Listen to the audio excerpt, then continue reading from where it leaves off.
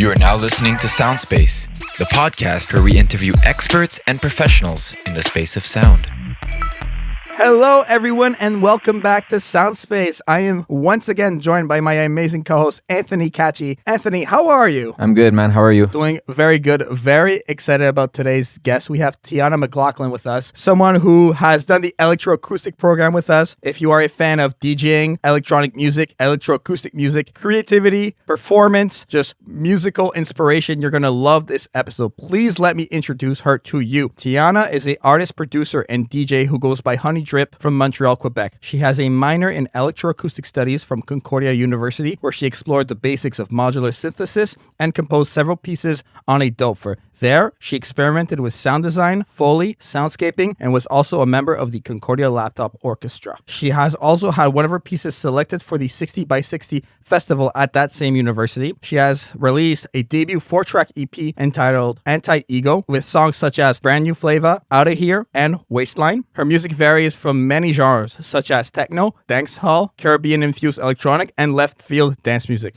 She has performed at Piknic Electronik, Igloofest, Nano MUTEK, and the Redbull Music Festival, where she opened for Sophie. She has played alongside Batu, MNDSGN, Nidia, Mike Servito, Palada, Back X-Wash, DJ Boring, Petit Biscuit, and Chippy Nonstop. Her talent and hard work has earned her great press coverage by being featured in Boiler Room in London, Couvre Ex-Chef in Paris, and being named one of Exclaim Mag's new faves. Her other work experience includes being a music professional at Les Ateliers Speech, being affiliated with Music Is My Sanctuary, Cool Ground, and Flat Cola. Lastly, she has had a radio show called Waves of Honey, hosted on CJLO and N10AS, where she performs an hour of experimental music. Please welcome Tiana. How are you? I'm great. How are you guys? Very good. Thank you so much for coming on. We very much appreciate it. It's so good to reconnect with you. Yeah. I really want to start with you at the very beginning. Very first question I would have is, when did you become so involved with sound and music, and when did you realize that you wanted to pursue it? Because you really have a career that's flowing and evolving so quickly at the moment. So I really want to know, what's the starting point of that for you? Where does it go back to? Well, my musical career started when I was at Concordia and I joined the CJLO campus radio. And at that point, I was someone that really listened to either lo-fi, hip-hop, down-tempo, electronic, or I really loved my indie rock as well. So bands like Warpaint, The Foals, Deer Hunter, etc. These are like artists that I really enjoyed listening to. So I was like, I wasn't sure what kind of radio show I wanted to have because I had that duality. But then I was like, you know what? It could be interesting to learn how to DJ, and I'm not going to learn how to DJ with indie rock. That's for sure.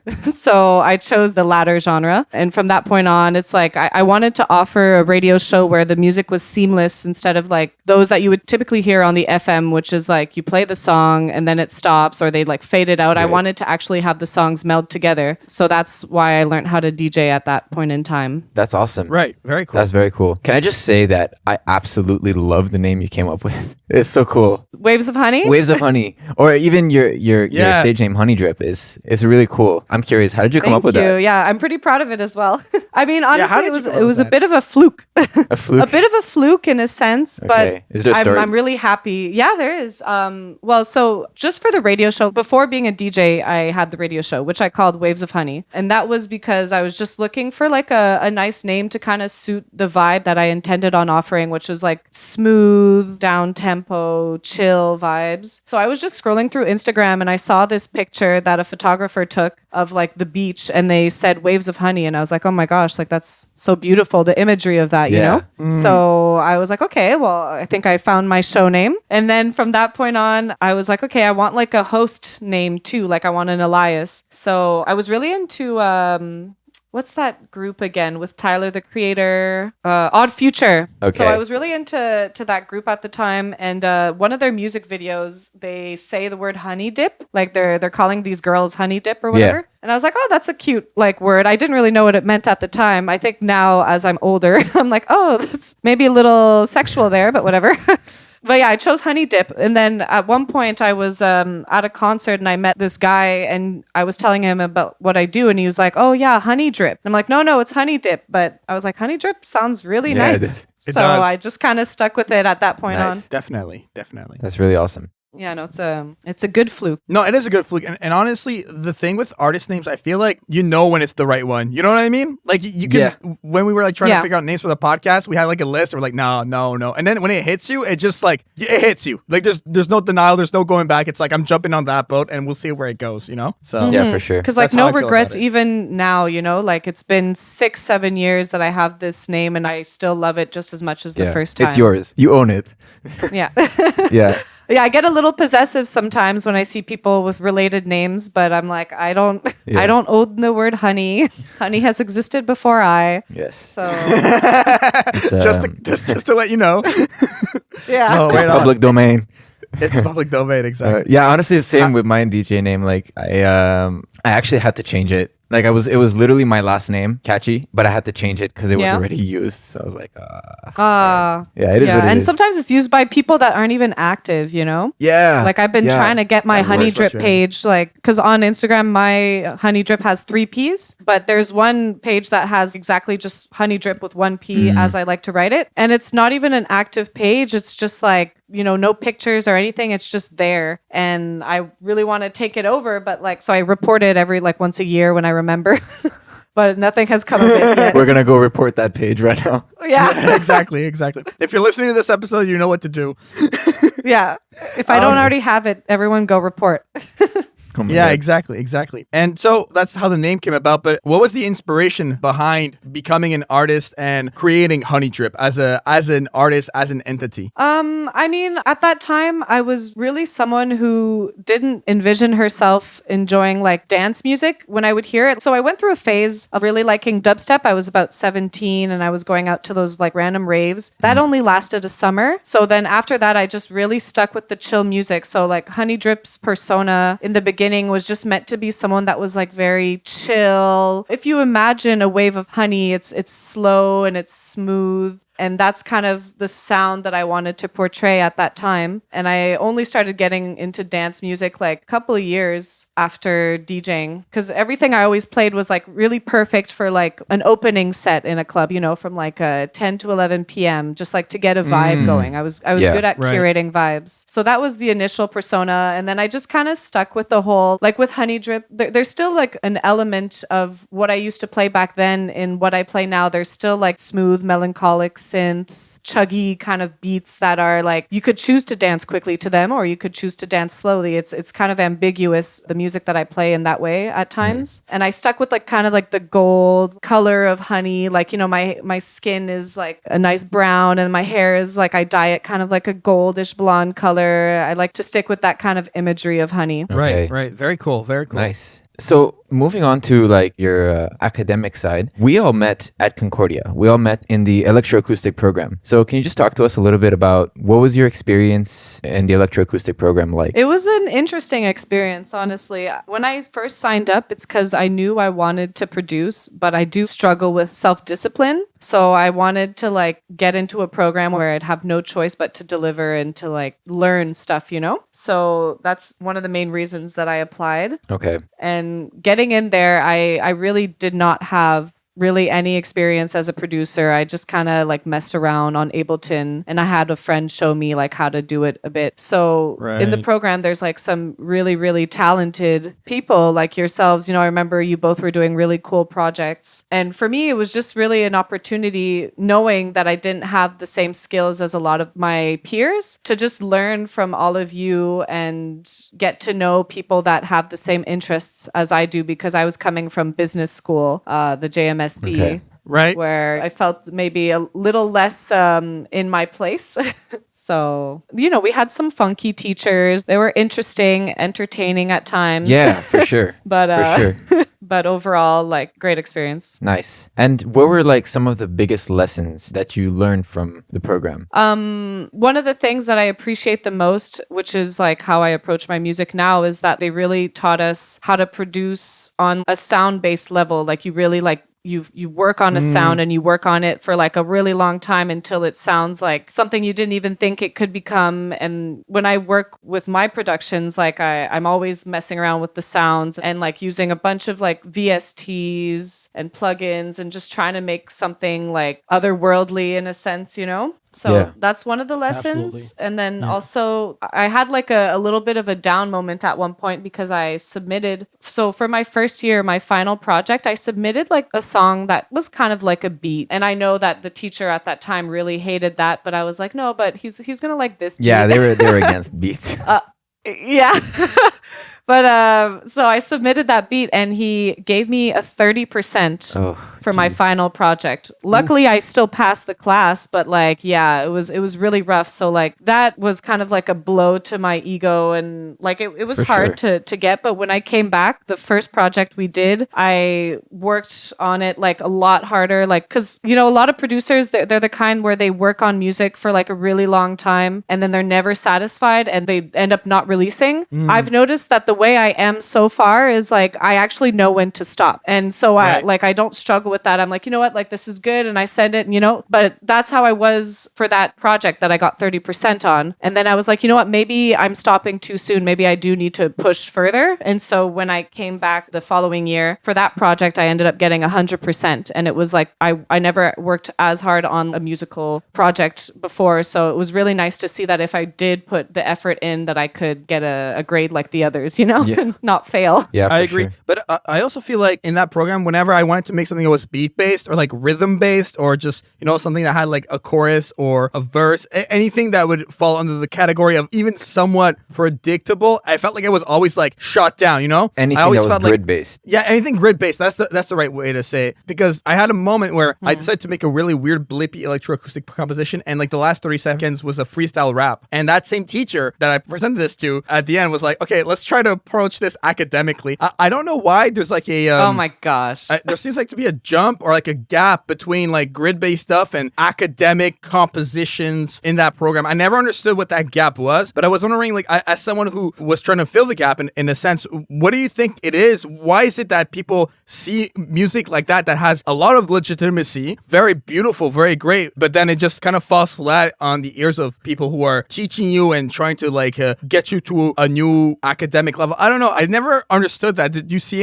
anything within that? Well, I feel like already our teachers were particular about that. Like I remember there was a discussion at one point where we were talking about electroacoustics and someone said music and the teacher was like, no, this is not music, you know, like, and he got really like heated about that. So it's like even there's that debate of like, is electroacoustics music or not? But I think they're just like old school, you know, like for them when electronic music was starting, well, it was pretty much that was their form of music. So then to hear this grid-based stuff, they maybe compare it to like mainstream music and they're like that it has no place here. Right. But it's a shame because like when you mix the two, I feel like the interesting compositional side of electroacoustics, if you could incorporate that with some rhythmic elements, it could be like some crazy avant-garde electronic music, you know? For sure. For sure. Actually, it leads us to like our next question a little bit. Anything from your electroacoustic music background, does it influence your original music, your DJ sets? Like how does your education influence you as a creative? Just that whole aspect, like I was saying, of like to really study the sound and like get in the nitty gritty of like every element. And like when you use these plugins and stuff, I find sometimes you'll have like random chaotic like delays that'll come out of it. And then you're like, oh, like I hear a rhythm in that. And then you can manipulate it. So out of the happy accidents, you know, that you get with playing with plugins and stuff, I find I end up having a lot of melodies or whatever that come out of that. Also, I've noticed recently that like we used to use Amadeus a lot when we were in electroacoustics, and I feel like that has really affected the way that I produce as well. I'm very much into like cutting little pieces and then like duplicating them and like finding ways to like create rhythms with little snippets of a sound. So I do that a lot as well. For me, Amadeus was a very like double-edged sword, actually. Oh, how come? How so? Yeah, no, it was a really cool program to work in, but I think I worked in it too much. You know, like it has its purpose, but I used it for essentially everything when I was at the program. So oh, well, that must have been really difficult. Yeah. Making your life harder for nothing. I really was. Yeah. Yeah, no, it's an interesting program, but like I never used it for everything. It was too, I realized like, you know, it would just make things a lot longer when you wanted to do certain aspects with it, that it was just easier to go on Ableton. But then it's annoying to like export the file and then bring it into Ableton, be like, oh, I need Amadeus for this, then re-export it, bring it back to Amadeus. Yeah, definitely. Before you mentioned something pretty interesting. When we were talking about the fusion of electroacoustic acoustic music with beat based, I actually stumbled upon I think it was like a rap song where they sampled Visage. You remember that composition by yeah, Luciano Berio? Yeah. So that sample was used in a rap song, and I remember hearing this, and it kind of blew my mind. I don't remember if I showed the professor or not, but it definitely works. Yeah, that's the thing. And I find like in order for new genres to come about, it's usually based off of another genre, right? Like, so you have reggae, which inspired dub, which inspired dancehall, and it's just hybrids mixing up here and there. So it's like, I feel like maybe this academic blockage that's happening with not allowing electroacoustics to evolve, except for like in its purest way, is preventing new sounds to come about. Yeah, absolutely. But I feel like, you know, the people that we're studying with, that we studied with, we're open to like grid-based music and all that. And I think that we're probably going to be some people that could push it forward. Most of the students that end up going in electroacoustics, they bring out what they learned and apply it to their sound. So that's it. That's exactly we'll see it. what comes of that. Absolutely. It's kind of crazy to think that like it's been like almost 3 years for me. I think we graduated at the same time, Tiana. I think it was 2019, right? Yeah, that was me in the winter. Yeah. Wow. And I'm curious to see over the years, over the next decade in the 2020s, what the common electroacoustic graduate will be like, what that person will go on to do.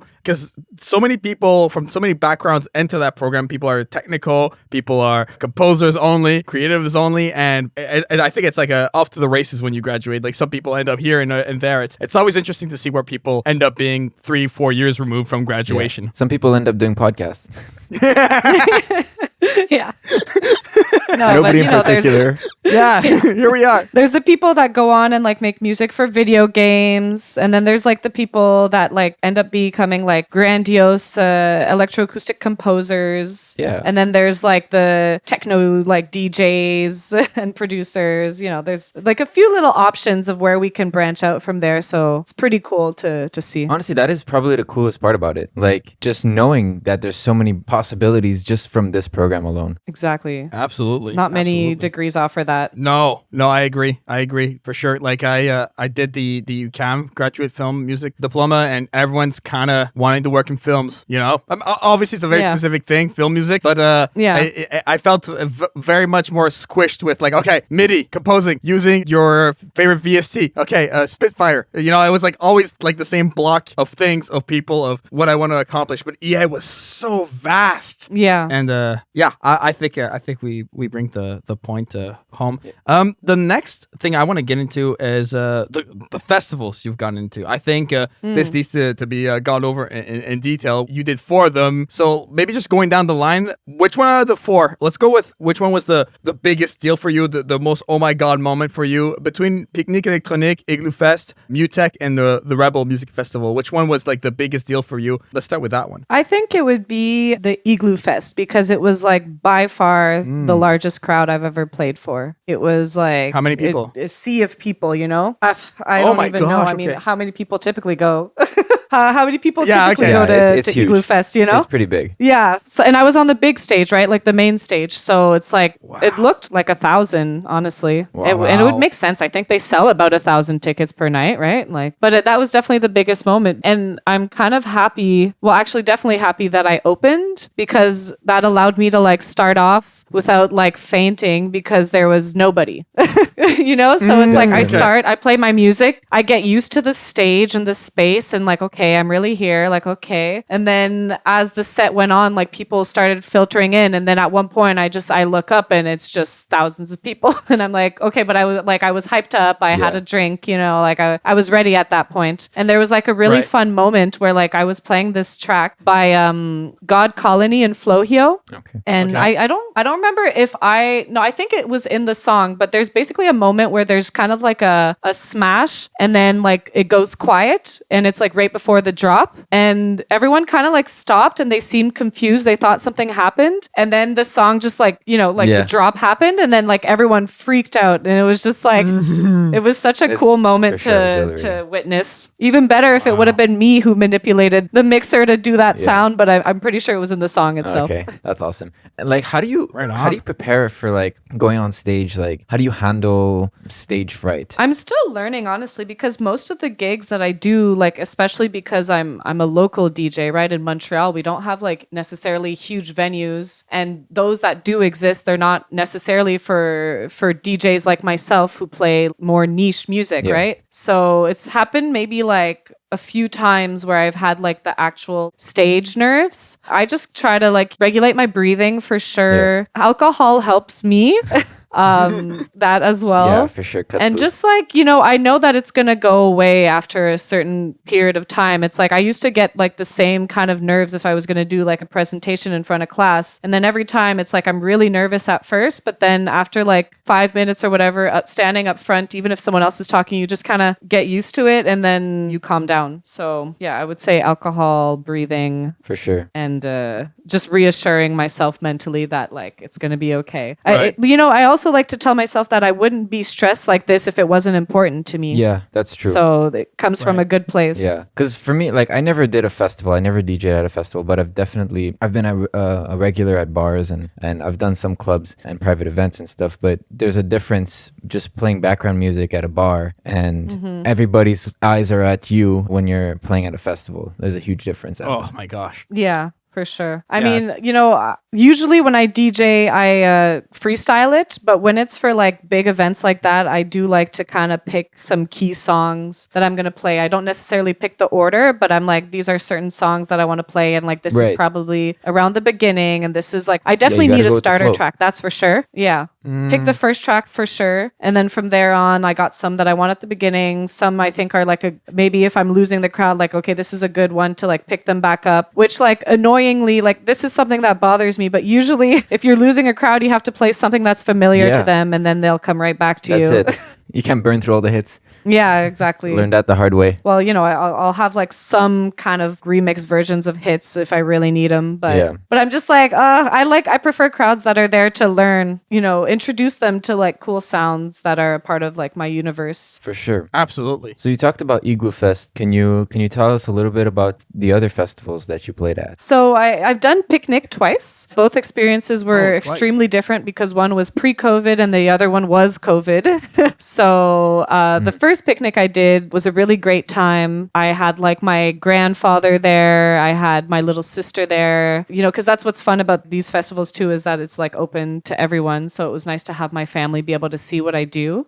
And, you know, I opened for that one. So it's like, it's the same kind of concept where like opening is always just kind of starting off with a vibe. Like you're not necessarily always going to get a dance floor. I had a little one and then by the end it was like full dance floor. And then with like the summer that passed, I did Piknic again, and this time I was once again opening, but it was like with the new setup. So it's like they had these big patches of grass, fake grass, where like people were like they had to stay on their patch of grass. They couldn't move around, and like it was very much like spaced out. So I feel like people were kind of uncomfortable to dance because they felt very much out in the open and vulnerable. So it's just I really read a crowd when I play, and when you can't read a crowd because of like these measures and stuff like that, it's like your set ends up being kind of not all over the place, but like, you know, I'm clearly like reaching out to them and like not getting the response that I hoped I wanted. But at the same time, I don't think anyone could have, because like the other DJs after were playing like different genres. Like the girl after, she was going like hardcore drum and bass around the end. And then the headliner, Regular Fantasy, was playing like really accessible, chill, like not chill, but like really nice, like house music, you know? Yeah. So it's like they really got all of it throughout our 3 sets. And yet like they never properly danced, you know? So it was just like a strange like disconnect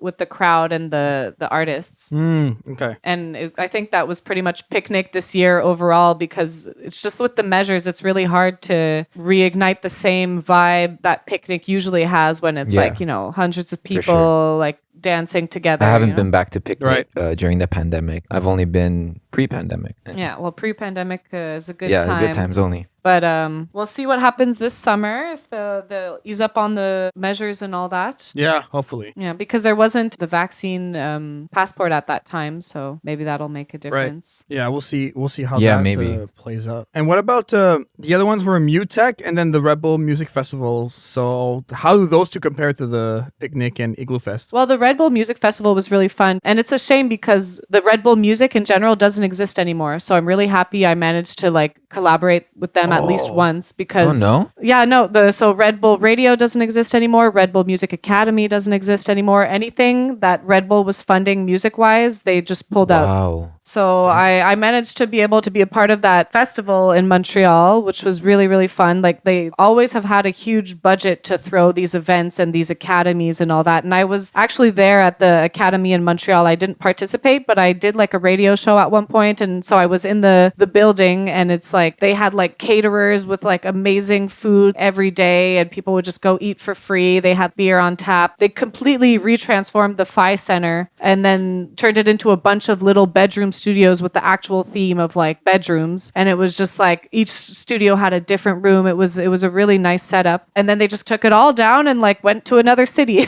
So I was really a fan of when Redbull was around for the music stuff. The festival itself, it had a really cool lineup. That's where I met Baby Mother, who I ended up going on tour with about a year later. Okay. Very briefly, like for 2 dates. And I met Sophie as well. I mean, rest in peace now. She was an amazing artist. And it was really insane to see her perform live. I was the opener. A lot of opening duties. You got to go through that. Yeah, but I mean, it seems fun. Like you were saying before, it's very chill. It's not as stressful, I'd imagine. Yeah, well, yeah, not as stressful because it's really like for me, it's the part of like walking on a stage and there's a lot of people already there, Yeah. already have their eyes on you. So like I really enjoy opening too because you really do like kind of set the tone for a night, which can be a tricky thing to do at times. But yeah, I always kind of follow the formula of like start off chill and then finish off harder, which is funny because I think maybe because I've been such an opener in my life, a lot of my mixes tend to do the exact same thing. Like when I submit like a mix online for like a radio or a guest mix, it's always like starting off chill, finishing off hard, which I'm trying to change now, trying to see if I can start off hard. No, but it's a good way to start a set. Usually if you start off strong and then finish the set tame and calm. I mean, I've never seen it. I'm sure it's been done successfully, but usually it's done so well when it starts calm and then builds its way up. Yeah, it makes sense. But yeah, that was a fun festival to perform at. Nice. I imagine you play your own tracks at festivals. I've only started producing recently, like actually releasing music. My first release was May 2020, the first time I actually shared like a song of mine. Okay. But for the Redbull Music Festival, it was the first time, and I haven't done one since, but it was the first time I did a hybrid set because I was still at Concordia, like in the Electroacoustics program at that time. And you know how we could always like rent equipment. Yeah, that was great. So I rented the Tempest, which is a machine I really, really enjoyed using. Nice. Yeah. Yeah. I missed that. Yeah. But yeah, it was a really fun machine to use, and I ended up composing like 2 tracks on there, I guess, and I ended up playing them for the Redbull Music Festival. Oh, that's awesome. Okay, cool. Before we get into your music and everything, because I definitely want to get into that, I think when you mentioned being an opener is kind of how you start out, that really resonated with me because when I started out at the studio, I started as an intern, and that's how you always start out. But the benefit of being the opener or being the intern or being at the starting position for me has always been the network that you develop, the people that you meet, the connections that you make. So I really want to ask you, what is the importance of making connections, of having a network for you as an artist, as a DJ? How has that changed you? How has it impacted you? How do you see that side of the music industry? Well, I mean, I view like the music that I play and the music that I produce as kind of representing a side of me that I can't show any other way. Because even just in general in life, I'm more of like a bubbly, chill person. But I do have like this deeper side like anyone else. And my way of communicating it is like through the music. And so I feel like it's music can be like a language in a sense. And I find that when people speak the same language, they will hear it through my music and the connection will make itself naturally because they like genuinely feel what I'm trying to communicate through the sounds that I curate or listen to or produce. Right. So okay, right on. I find it just kind of helps you meet people that are on the same wavelength as you. And so I never try to force it. If I meet an artist that I like looked up to or whatever and I want to network or connect with them, like if it's too forceful, then I'm like, okay, well, we're not on the same page. So I'm not going to push it further. Right. Absolutely. Yeah. Absolutely. It's got to take its natural course. Yeah. Exactly. Because, some people will get into like the fangirling, fanboying, or like just kind of ass kissing. Yeah. You know, okay. that they could end up in the ass kissing or Yeah. that way. But I find it's like it makes ingenuine connections at that point, which won't serve you in any way. Absolutely. Absolutely. I can think of a few people just right when you said that. Like, the people are just like too much. You know what I mean? Like, you're not that big of a fan. Like, are you really that big of a fan? Do you, like, you know what I mean? And of everyone around you all the time. Like, really? Are you that? Like, how many posters do you have in your room? Like, there's got to be a limit of wall space up in there, you know? Like, enough. Breathe. Sit down. Is it bad to have posters of yourself on the room in your room? Exactly. I do have some. I have some No, old flyers. Oh, no way. I actually, we mentioned 60 by 60 earlier. I have the 2020 60 by 60 flyer, which I saw your name on and my own on, and it's taped to my wall. So no. I think that's like an homage to oneself, you know? Like, oh, I'm proud of this. I want to be reminded of this when I wake up. I think that's what that is, in my opinion. Okay. Yeah, good. Okay, because that's how I view it as well. So I have like, some old flyers. I have the Redbull Music one actually right in front of me. Yeah, nice. That's awesome. You have to. That's your roots. You know, that's where you started. That's what you've accomplished so far. And you have to remind yourself of that, to keep pushing yourself to do more and more and progress. And when you're the number one artist, that post is going to be worth a lot. Yeah, exactly. And that becomes eBay money. There you go. eBay money? That's where you resell stuff you can sell on eBay. I guess so. I don't know. It could be any other platform. Whatever you. I have this like blanket, this vintage Madonna blanket that I'm like, I guess I didn't know where I could sell it if I wanted to, but I suppose eBay could be a good option. Yeah. I mean, it's crazy. You can make some money on that. I really want to discuss your EP. I want to talk about Anti-Ego. So the first track I made was Outta Here. Okay. And that was just like me, just trying to produce still. I knew I wanted to release an EP eventually. So like no matter what song I was making, it was in hopes that it would be good enough to put on an EP. And Outta Here actually came pretty easily. Like it took me a couple of months to make that one. And I sampled this random vinyl that I got at 180G, which was like hip hop instrumentals. Well, not instrumentals, just the vocals. Okay. And there was like this one song that like honestly like was pretty funny. There was like some weird moments in there. They had like this rapper that was like 13 years old, and like I guess her vibe was to like rap about 13-year-old stuff. So she was like pee pee caca la la la. It was like really strange, but I sampled from that song. There was like the Outta Here. Wow. Which wasn't the 13-year-old doing that one. But yeah, so I sampled that portion and just like messed around with it, which is why like you could hear the voice in so many different ways. Sometimes it's just like used as an instrument in the song, and other times it's used as like a vocal on top of the instrumental. Yeah. And then the second one I made was Brand New Flava, which took me a lot longer. And at the time, like when I submitted it to the mixing engineer, I was like, oh, like, I think this is a finished product. It had no vocals. And he was like, I think vocals could sound really good on here. And I was trying to think of what vocalist I could work with. I've never worked with a vocalist before. And I remembered that I had like in my bucket list, King Shadrock, who I met when I was working at Blizzards, which is now called Barbosa. They have a reggae night. Well, they used to have a reggae night. Every Wednesday, it existed for 10 years. And he was like a regular that used to go there. And I would hear him like kind of like emceeing in the crowd, like throwing out ad libs and stuff. I was like, yo, this guy has like a really insane voice. And I talked to like his friend and I was like, oh, like I'm a aspiring producer. I'd love to work with him one day. Like, do you think he'd want to, or like does he just do like reggae, And then that actual person that I talked with was like, oh, he probably wouldn't want to, honestly, but like, you could try. Just like message me when you want to reach out to him. But when time came, I reached out to him myself and he was like super into it. I was really surprised, that he was willing to work with me, but he was. And from that point on, it's like now I'm going to continue working with him. Like I have projects planned to work with him. He's a really talented vocalist and artist. And he's like super open-minded too. Like he started coming to like these outdoor raves with me this summer. And he's like, oh, I love the rave culture. Like such cool music, like never heard this before. So it's like, it's really cool to have introduced him to like a different side musically, right, which will also change his path as an artist artist and his influences, you know? So I'm excited to see what he does on his own as well, now having been like exposed to a different genre of music. Sure. And you said that was the Absolutely. first artist you collaborated with? Yeah, the first vocalist. I've done a song with Victor Bongiovanni once. It was for a compilation, so that was the first time that I like worked with someone on a track. But yeah, King Shadrach was the first and only vocalist so far. Like I actually have a song that is gonna come out like this spring where I put my vocals on there, but I'm not like singing. I'm just like talking with a lot of delay. Nice.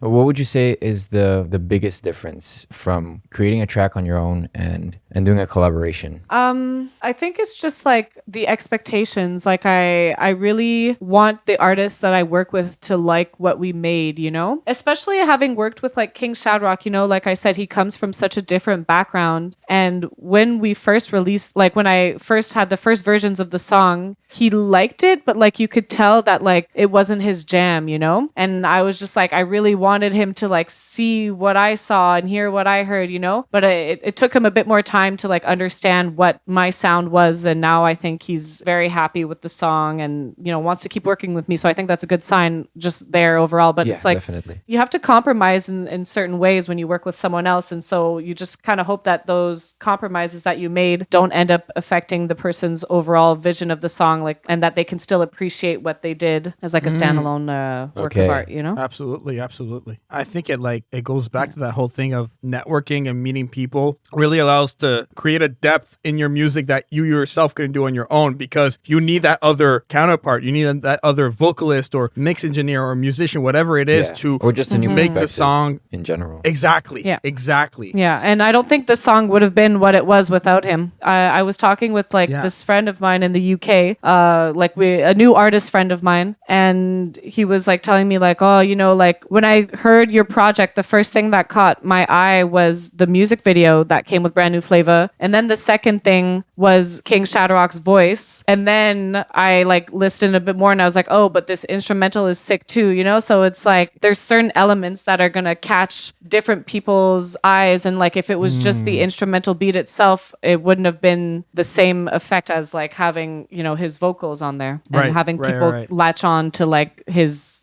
voice. Absolutely. Yeah. Absolutely. Yeah. So let's just cap off on the EP. So you talked about the two songs. You had Brand New Flava, Outta Here, and then there was Waistline as well that you didn't discuss. Yeah. So the final track I worked on was Waistline, and it was just like the other two were slightly less dance floor in my opinion. And even then, just to like categorize what is dance floor, what isn't, I still struggle with that. I'm always like, am I making dance music? I'm not sure. But that one was like with my intent to make dance music and also to incorporate breaks, because I was really and still am into breaks at that point in time. And I was like, I feel like this is something that I need to represent my sound. This is like, you know, me presenting myself to the world like, hey, this is what I do musically. So I added that last track. And then I had this artist that I wanted to work with for a really long time to do the music video. And I had spoken with him like several years ago and he was interested, but then like it never like followed through. So then I hit him back up again and he was interested again, which was great. But then he ended up ghosting me. So I was pretty upset because it's like I had envisioned these visuals with my music for like years and that wasn't going to happen. But in the end, it was like a blessing in disguise because I thought of Emma, who's now a good friend of mine, and she made the visuals to Brand New Flava, which are like insane. Oh, no, they're and great. Ended up capturing the eyes of like, no, she did such a great job. And it's based off of, she scanned our bodies with like this program and created avatars out of like our actual physical bodies and then just like decorated them with her visuals. It was really cool. Absolutely. It's up on YouTube. Yeah. You guys should watch it for sure. Brand New Flava Honeydrip on YouTube. Hell yeah. But yeah, no, I think it was a good timing for me. I think people had been telling me in the past, like, hey, you really need to release music. Like, you know, you have your momentum going, like the time is now. And I wanted that time to be now, but it just, you know, I would try to work on stuff and I was just demotivated and it wasn't working. But after all, I guess the timing ended up working out for me this time because I was ready to move to that next step and become a producer and take on that world. And there's so much that I don't know about like contracts and like all of these like rights and stuff, but I'm learning and I'm ready. I have space to learn these things. So I'm happy that it came out when it did. Yeah. It's difficult though. Just putting your music out there, I find it's very, you feel exposed kind of, you know, you're just throwing your music out there in hopes that people will listen to it, and you hope that people will like it. No, I agree. And it's also like, I find there was like a part of like with my release specifically, it's like I had been an artist and had like a bit of a reputation already. So it's like, I feel like even though, because even like a lot of my friends, they don't even understand what DJing is, you know? Yeah. So it's like, they have a certain expectation of how you are as a producer, even though it's so different from DJing. And so I was really like thinking about like, oh, like I feel like people are going to expect me to be a lot better than I am because I'm not a producer, but they don't get that difference. I was like nervous to like deliver something that was up to the expectations of what I thought people had. But in the end, like, you know, it's just unnecessary stress. Yeah. Can't be worrying about what people's expectations that you don't even know what they will be are, you know? Yeah, for sure. Right. Absolutely. So can you maybe tell us a little bit about what have been your proudest moments in your career so far? Honestly, they're like pretty much all happening now.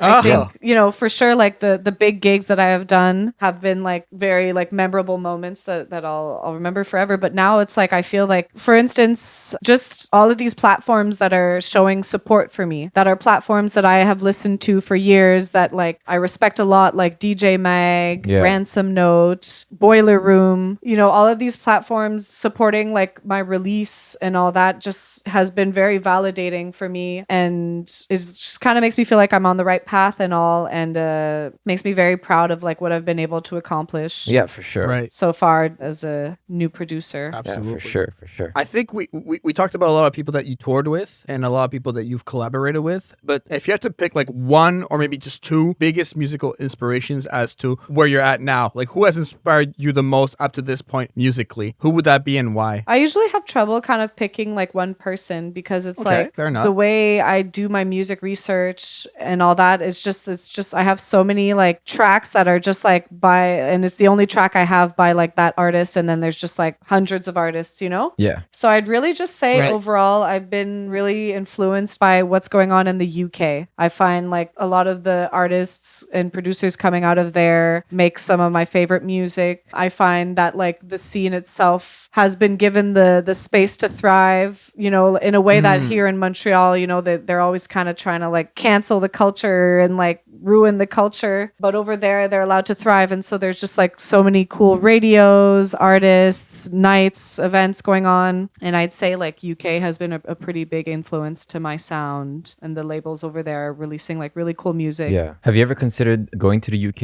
and, you know, just career wise? Oh yeah, for sure, but like it's very, very expensive in London. Yeah, that's true. So I don't think I'd be able to live there. And then I have considered like Bristol or Manchester. Right. But the cool thing about like Europe is that like you could just move somewhere in Europe and then you can pretty easily be able to like have DJ gigs in other cities, and you just take the train, or like you take one of those like really cheap planes that they have. Like my friend was telling me there's a plane from like Berlin to London and it's 10 euros, you know? Yeah. And if not that, there's just like trains that basically go to almost every country in Europe. Yeah, exactly. So like I do have plans to potentially move to France, to Paris in the next few years. And then from that point on, like at least, you know, I'm in Europe and I can go to the UK, I can go to Spain, I can go to Russia. Yeah. I was actually supposed to have a gig in Russia, but then the pandemic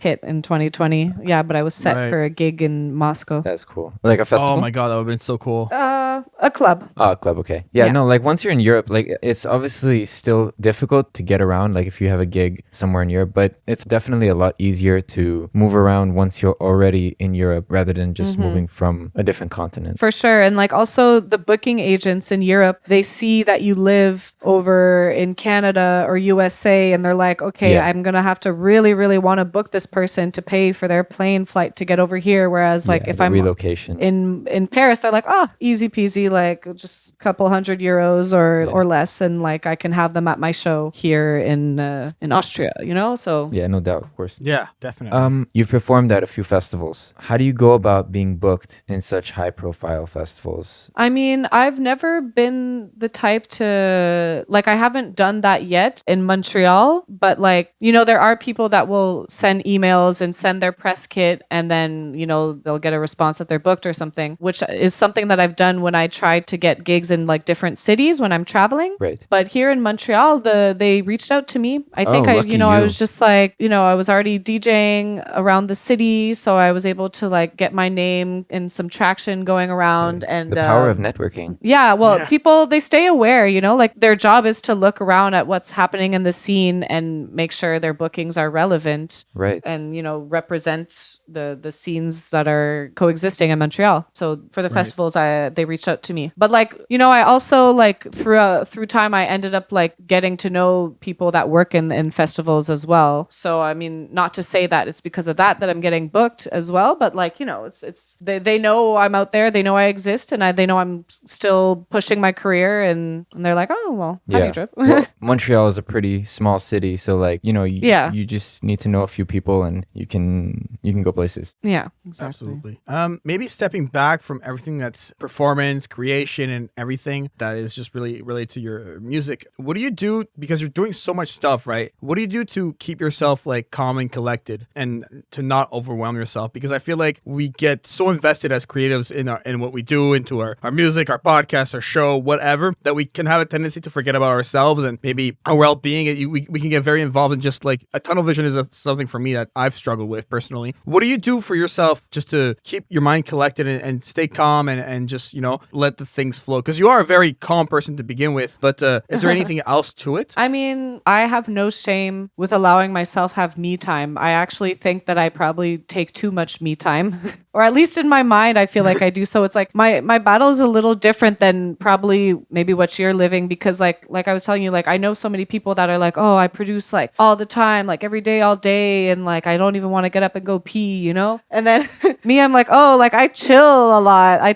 and then I have to make sure I have to get up and go and make music, you know? Like, so it's kind of like the other side where I need to motivate myself sometimes to like actually do my music stuff, especially like with producing, because like I listen to music all the time. Like I don't like silence. So I'm like, I'm constantly listening to music. So for me, like with DJing, it was easy because I wanted to listen to music. And so by listening to music, I was discovering cool music, and then I had cool stuff to play out. Yeah. Producer, it's a new thing for me, because it's like sometimes I get stuck just listening to a loop over and over again because I love the listening aspect of it. Oh yeah. But then I'm like, no, wait, like, and then I like it changes as I listen to it, and I'm like, oh, like, never mind, I don't think I like it anymore, but it's just I listen to it too much. So working on a song for 1 week and then just like dropping it and starting a new project. Yeah, I feel you. But yeah, so I allow myself to have me time. That's like for sure what I do, and then I just have to make sure I'm not taking too much me time and that I advance on my projects. But it helps to have like actual deadlines, you know? So like, even if someone doesn't give me a deadline, I make them give me one. I'm like, oh, you want me to do a remix? And they're like, oh yeah, send whenever. I'm like, okay, so you're saying like 1st of February? Okay. Deadlines are I set definitely that. super important. Yeah. Without a deadline, there's basically no motivation to finish the project. Yeah, exactly. Then you start getting into these like thoughts where you're like, oh, like since I have no deadline to finish it, maybe I could just leave myself like a distance period of 3 months, and then it'll sound different, and then I'll be able to finish it. But then you let those months go on and on. Because I find it important because when I used to work at Les Ateliers Speech, there's like this method to producing, and or just like making music, and there's the period called, in French, it's distanciation, like taking a step back, pretty much. Taking a step back so that like when you go and listen to it again, you can listen to it with fresh ears and like less in the bubble of like the technicalities of the production and all that. Yeah. So I like to take those moments if I can. Yeah. Absolutely. For sure. So more on the, I guess, not as exciting part of your career, but definitely very important. I want to talk about the financial side of things. Like, how do you manage the financial side of your artistry, of your DJ sets, everything? Like, how do you go about all of that? Are you a spender? Are you a saver? Like, what's your philosophy in all of that? I mean, in general, I'm like such an anti-capitalist that I don't like think too much about money. Like I probably should more. So okay. it just doesn't make me the most organized. Like I'm not a good negotiator. First of all, I don't really negotiate. I only started this year to start being like, you know what, like I need to start turning down stuff and I need to start pushing, asking for a bigger price, you know? Yeah. But even then I didn't really get the chance to because, you know, COVID and all that. But my first approach was, of course, like at first, just like take what you can get when I started off. And, you know, rates here in Montreal, like aren't necessarily the best. It's not like Europe. There's not a huge circuit of artists coming through. So rates can be pretty low at times for like, you know, some small gigs. Right. And I've never fully been living off of artist income. I've always had a job on the side. But it's always, I usually have worked like part-time at least. So like a part-time job on the side. And then like I used to pretty much DJ every weekend. So that was a good period for me financially as an artist. But then, you know, at a certain point, like you have to stop DJing all the time and get to the point where you like accept high quality gigs, which will end up paying more, but they're less frequent. So I'm kind of in that period now. Right. And then also at the same time, like with the time that is freed up from not DJing all the time and, you know, having to research for new music constantly, then you end up having a bit more free time, which has allowed me to focus more on my music production, which is at the beginning stages now as well, where it's like I'm not necessarily seeing revenue from what I've done, but I'm in the exposure period where I'm just trying to like have my music reach as many like-minded people as I can. Yeah, for sure. Right. And that's super important. Absolutely. But I would love to learn more myself about like how to be 100% an artist and live off of that. I think, you know, a lot of people would. Yeah, that's the dream. So if ever I get to that point, I'll definitely share. Yeah. You'll give us the cheat code. Yeah. Great. But there's phases, you know. Absolutely. It's waves, up and down, Waves and up of and honey. down. Yeah. There you go. I mean, that's a perfect transition. We got to talk about waves of honey, right? Yeah. Yeah, you gotta.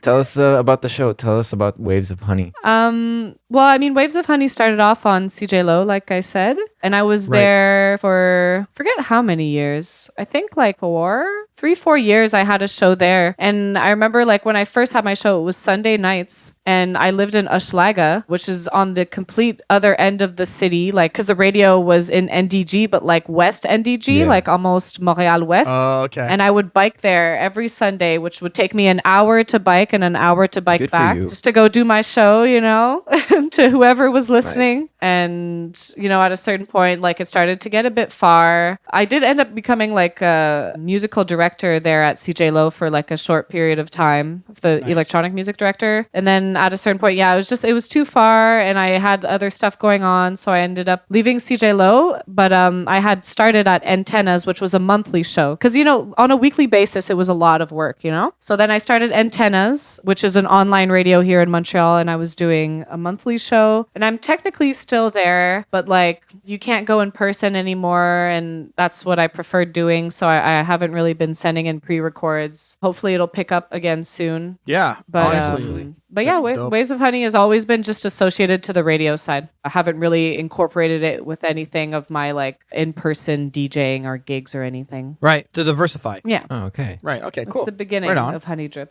Yeah. We were talking about Elisa's speech a little bit. I was wanting to know what's the role of a music professional in there? Because you started doing that for quite a while now, right? So what's that experience been like for you just in general? I'd love to hear more about it. Well, I actually don't work with them anymore, unfortunately. Oh, okay. But I did it for like a year, like one school year. So started on October, finished in May, pretty much. And I got hired as the beat maker. So at that time, I had a colleague Nice. who was like someone that studied in music theory and was like a singer. So to put our skills together, like, you know, I was more comfortable on Ableton and more comfortable with like actual beat producing. So we just kind of worked together with the kids and like we would pretty much create like whatever song they wanted. Like there was rules, like, you know, they had to put like time and effort into the song. It's like not like we made a beat one day and then it's done. It's like, you know, it was a process. So like we were writing lyrics with them, we were finding melodies with them, we were trying out different genres. They're like, okay, like I like Afro and I like hip hop. So like I would do an Afro beat and then they're like, oh, like maybe change that here and then like maybe blend the two. So it was fun. We came out with 2 songs per group of students for the year. And then there was a show at the end where they were able to perform it live. That's awesome. like live stream. Oh, okay. But yeah, it was a fun experience because I mean, I'm pretty picky with the music that I listen to, and I tend to not listen to like pop and trap and stuff like that. But to have to like be there and make it for someone else, like it ended up showing me different methods of producing because it's different genres, and I actually learned some tricks for like my own productions myself, and just also how to use like Ableton in a quicker way. Like, because when I produce, I'm very slow, and I'll be there for like hours, and I don't care. But I've always been worried about collaborating with someone and going into a studio because I know like some people are very like quick when they have their ideas, they get it down right away, you know. And I'm more like an experimental producer in the sense that I just try stuff out. Right. Absolutely. Hence the loop. Listening to loops forever and like slightly manipulating a sound and Definitely. So yeah, it taught me how to be a little quicker and do stuff on demand, which was nice. Very good. I did a similar job to that once before for this McGill program, teaching like even younger kids how to produce and DJ. It was a path that I enjoyed because I do like social work a lot, but I feel like I do want to try different stuff out in the music industry. Right. Would you consider yourself to be a goal-oriented person? Yeah, like, for sure. 'cause you're doing obviously great things. So like, what would you attribute your success to? I think like I'm definitely goal oriented for sure, and I am passionate, and I know that what I'm doing right now is what I'm the best at, like in the skills that I have, you know, like so it's like just having that confidence and knowing that okay, I'm doing exactly what I know that I'm the best at doing, so it must be what I'm supposed to be doing, you know. Like I tried when I started university, I was like in accounting and I did like math and stuff, but then I was like I wasn't feeling it, and I find that I've always maybe had like a good intuition for what I like and able to be very honest with myself. So I think just like knowing that this was in a sense my calling, I think life is just kind of confirming that for me, you know? Yeah, for sure. Okay. Kind of vague, but that's how I feel about it. I get what you mean. I definitely get what you mean. But maybe we were talking a lot about when you were at Les Ateliers Speech, how you would have to be more on the fly, changing a song section for whatever was asked of you. Just in general, I know you said that you like to take your time when you're composing for a loop and everything. But if I'm Tiana and I open up Ableton and it's a blank session, what's your process like when you create new music? That's what I'm really curious to know. What do you start with? Is each song different? Like, what's your process like? I'm still trying to figure that out, honestly. So depending which song, okay. like they may have had different processes, you know, because like at first I was like, okay, you have to start with like the mids, like like a synth or something, and then from there on it'll inspire me to make a beat, and then I have produced some stuff that way. But then the other way, I was like, okay, maybe actually I should start off with like trying to create a drum pattern, and then maybe it'll give me an idea of what like mids to put on. But the one way that I've found like the most natural so far was since I've gotten my hardware synth, it's a Micro Freak. So nice. like the synths that I used before, Right. they were virtual. So I had Massive, and I did have a keyboard, but I found like it's when you have something that like creates full sounds right away, it's a lot easier to like base a song off of that. So because like with Massive, you have to like mess around with a lot of knobs until you actually get like a sound that like would sound good in a song, you know? For sure. So, but with the Micro Freak, there's like so many sounds readily available. And so I was just like, you know, messing around with the Micro Freak. And from there on, then I was able to like to build tracks from that. So I find that has been the best way. Because it's like, cool. you know, I'll be playing with that and maybe it'll be like, oh, like I imagine like a good beat to go with it. Or maybe I'm like, oh, I have some ideas for like some cool vocals to place, you know? Yeah. It's definitely easier to get inspiration from that rather than starting from a saw wave synth or something. You know what I mean? Yeah, 100%. Yeah. So you use just that, or you still use VSTs? Oh yeah. I still use VSTs and stuff. Like even, you know, I'll use the Micro Freak. I'll get a cool sound. I'll usually like I always try my most to not take a sound that exists already, like in whether it be like a sample or just like the presets. Right. I always try to modify it so that I can just tell myself like, no, this is like my own. You know, like I'm not taking a sound that someone else created. Yeah. You know? So I usually do that, and then I'll add like I have lots of plugins from Waves. I love the Max for Live plugins as well with the VSTs. Oh, they're great. Right. Yeah. Yeah. Those I find really like end up kind of making it experimental pretty quickly.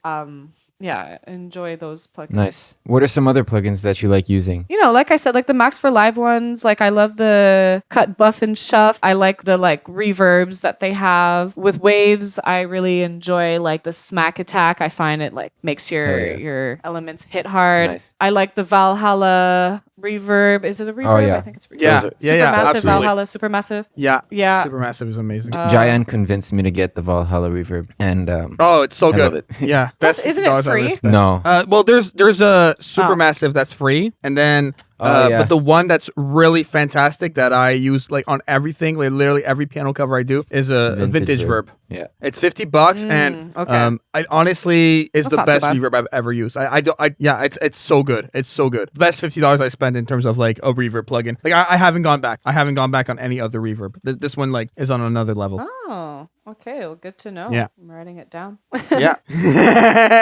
There you go. But I haven't heard of the Smack Attack by Waves. That I'm gonna give that one a look as well. We'll see. But yeah, and another plugin I love a lot that I use even more than like, because Smack Attack is a pretty new one, but I really like Renaissance bass because like I like to make bass focused music. So when I use that, our bass, yeah, Yes. Our bass, yeah, so good. that Cool. one's great. It was free a few months back. Waves was giving it out, so I grabbed it. But another like bass plugin I use all the time by Plugin Alliance, that's called Basement. It's by Unfiltered Audio, and it's just one of the coolest things I've done to bass ever before. It just like enhances all of your low frequencies in this beautiful way. I can't even like begin to. I'm gonna gush all over it for hours if I keep talking. But like you can like saturate, resonate. There's like processing modes for just your octave. It's so good. It's so good. And it's really easy to use too. So definitely another really cool plugin if you like bass stuff.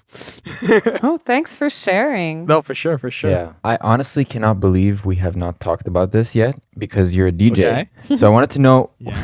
what gear do you use? Like, what's your mixer? Like, are you a CDJ person? Are you a vinyl person? Are you a controller, like a DJ controller person? What's your go-to gear for that? I'm a CDJ person. Okay. Nice. CDJs for sure. Pioneer? Yeah, Pioneer. Nice. But yeah, when I started, I got this controller, a Traktor controller, and I was DJing on Traktor. So that Same. was like, That was my back in first DJ 2014. controller too.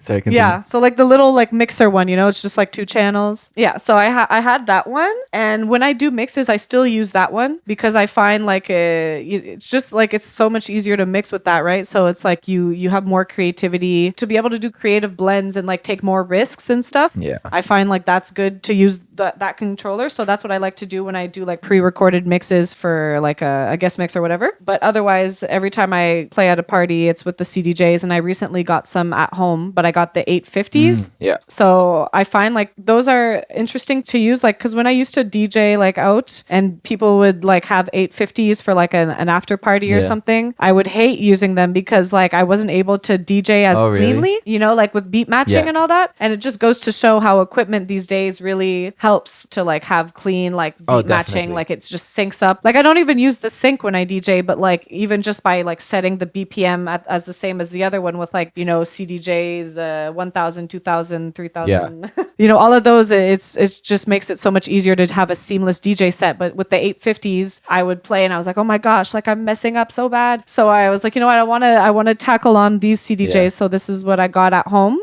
And I find it's like a nice blend between like, and I hope like vinyl DJs aren't going to hate me for saying this, but I find it's a nice blend between like mixing vinyl and mixing digitally, because it's like you constantly have to touch the rotary to keep it up to pace. So you have to understand like, okay, is my song late or is my song early? Which is something that my ears didn't comprehend Right. before because I didn't really like need to fix it that much. Yeah. So like I started playing a bit of vinyl like this winter. Like I played like a few years ago, like someone taught me, but I don't have the equipment and all that, so I don't really get the chance to practice. But I started having access to a bit of equipment this Yeah. winter, and I found that I was like pretty good at it.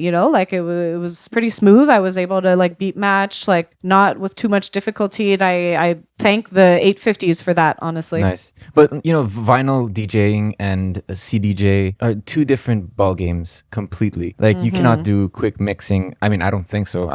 Not personally, at least. Quick mixes with vinyl. Whereas when you're working Yeah, well, with not in a CDJ beat or matchy controller- way unless you really know. Yeah, exactly. So they're completely different styles of DJing. Exactly. 100%. So it's not like one's better than the other. It's just depends your style of music that you're playing. But like for sure, DJing vinyl is, I would say, the most difficult. Yeah, I've never tried it. Guilty. I Yeah, didn't even know well- it existed up until now.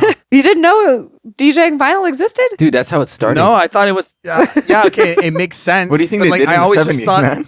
Yeah, no, DJing is not my universe. I will not hide anything. I knew it existed, but I didn't know, like, you know, when you know something, but you're just not fully aware of it. I wasn't fully aware of that. Like, that's the Yeah. beginning of it, and that's how it started. Yeah, That's no, we're more not what I here wanted to shame say. you. We're not here. No, No it's, stress. no problem. But yeah, no, it's because, Absolutely. like, you know, with vinyl, like, you don't really have the BPM there. Yeah. I mean, some people know the Right. BPMs of their tracks, but otherwise it's like you have to figure it out. And then you have the other song, which you have to do the same thing with, figure it out while listening. And then you like try and check what the tempo is. And like you're trying like, okay, fast, slow, no, like, da, da, da. Yeah. And then even when you get a moment where it's fixed, it's going to end up like, it's not going to keep up beat match just easily, you know? So you have to keep moving the pitch bender or like twist it around or slow it down. Anyways, Yeah. it's a lot to think of. So I really respect people that DJ vinyl Same. cleanly. Absolutely.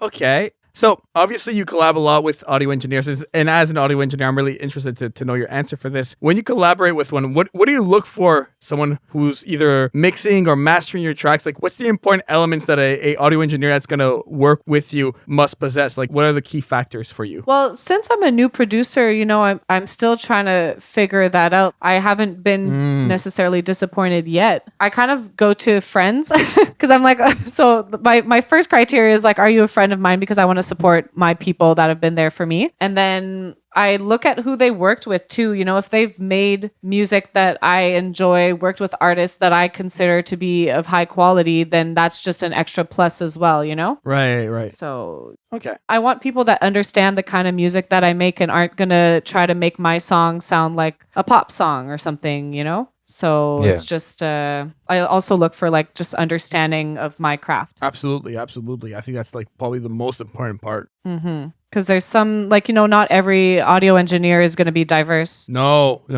You have like people who only do like one genre their entire life. Yeah, exactly. So Tiana, we talked a little bit about your DJing. You know, we talked about your gear. We talked about the festivals you did. Can you describe to us a little bit more what a week to week looks like as an artist and a DJ?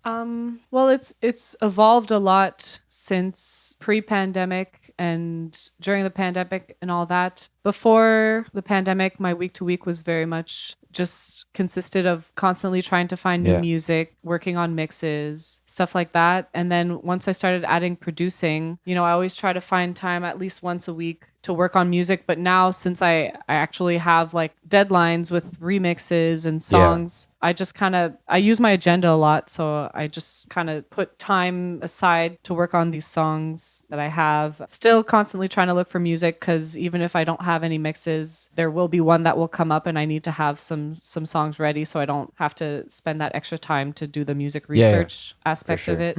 Okay. So Right. for me, it's not like a stable week to week setup yet. Right. Yet, exactly. For sure. Yeah. And did you ever like prepare some like pre-recorded mashup mixes for your shows? Oh no, I don't really. No, I haven't really It's more- done that. okay. But I've been listening to artists that do that lately, and it's pretty interesting to see how they approach edits. Like there's this one artist, Board Lord, Okay. from the U.S., who pretty much their whole catalog is just a bunch of mashups where they'll combine like the vocals of one song with the instrumental of another, and Yeah. it's a whole different approach, right? It's It's so like much you have fun. to, yeah, it's like when you listen to music, you think of that aspect. You know, you think of like, oh, like this song would go well with that. Whereas in my mind, I don't really think of that, so I haven't Yeah. done mashups. I think it's like something you start thinking about if you actually do Right, them. right. Yeah, no, those are fun to do. I mean, the way that I mix when I have like mixes that I send out, I guess you could say they're mashups in a sense because I really do try to keep the songs, like the two songs that I choose to go like one after the other. I don't view it as like a one after the other. I try to really pick songs that fit well Right. together and try to keep that mix going as long as possible to kind of create like a new song in Yeah. the middle during that transition. So that's fun to do. Nice. Very cool. Right. Maybe to just cap off on all these questions. When I was like doing the research and you sent me your EPK, I was blown away by like all the press coverage that you've received. Like, how did you go about finding yourself on these like very major platforms? Like, what has it been like? What's that experience like for you, really? Because I think that that's a great way to highlight your accomplishments thus far. Yeah, I mean, it's been really exciting, and I was blown away by like the coverage as well that I've received, because the whole process was so new to me. And for Anti-Ego, I don't have a label, I don't have a manager. I was really just like sending out emails myself and like having connected with like some people in my music scene like around the world, whether it be through SoundCloud. You know, if I really like an artist's music, like I'm gonna send them a message on SoundCloud and be like, hey, I really like what you do. Sometimes they answer, sometimes they don't, but like there's some connections that I've made just through like appreciation of music. And these connections, some of them ended up hooking me up for some of these press coverages that I got. For instance, the Boiler Room premiere of my music video, that was through someone that I met, I think it was through SoundCloud or Instagram, because I really liked their music, and then they followed me back. And then one thing that I find that worked out really well for my first release was that I sent out a DJ promo pack, which, you know, a lot of people will do with their releases, but it's just I sent out the songs originally while they were still unreleased, because you see like on these big radio platforms like Rinse FM and NTS, you look at the track list and there's like so many unreleased tracks. And I think that like once you get up into like the higher level of like a producer DJ, what keeps your mixes interesting is like having music that's not out yet, you know? So it's kind of like the secret ingredient to their mixes. Like, and so I was like, okay, like I want my music to be in those track lists. So I just sent out to a big list of DJs, whether I knew them a little bit or a lot. I sent it out, and then that ended up like people that enjoyed it wanted to help me out with press, or, you know, just kind of share it and gain some traction. So just like a lot of emails, like 99% of them not being responded, but that 1% that you get back, there's some really cool platforms or people that are going to support you through that. So you just can't be afraid to, with all of the no's. No, you got to put yourself out there. Yeah, absolutely. Okay, great. Nice. That's basically all the main questions we have for you. Before we get into our final one, we have a tradition on the podcast. We always ask a final question to our guests. I just want to say a big thank you to you for coming on. I really appreciate you sharing your experience to us. I think it's a lot of great stuff that our listeners can take away from. And just a big thank you.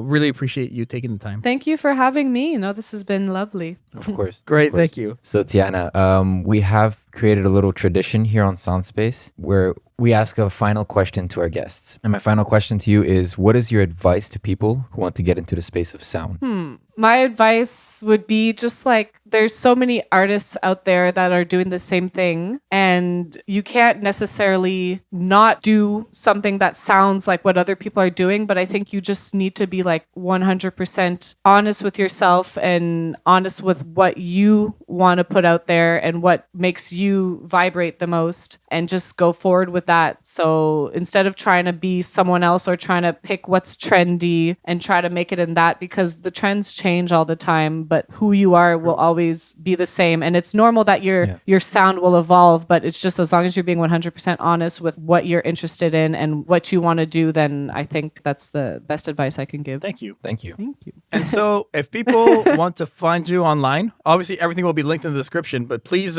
let people know where they can follow you, where they can support your music, and where they can find you. Well, the best support that a listener can give, in my advice, is through Bandcamp. Yes. You know, to purchase my releases there, because that's where I'll get the most money, the most support financially, you know. Otherwise, I am on Spotify, I'm on Apple Music, on Instagram is where I'm the most active. So my Instagram is Honeydrip with 3 P's. I started a Twitter not too long ago. Haven't quite gotten the hand of it, but I post from time to time.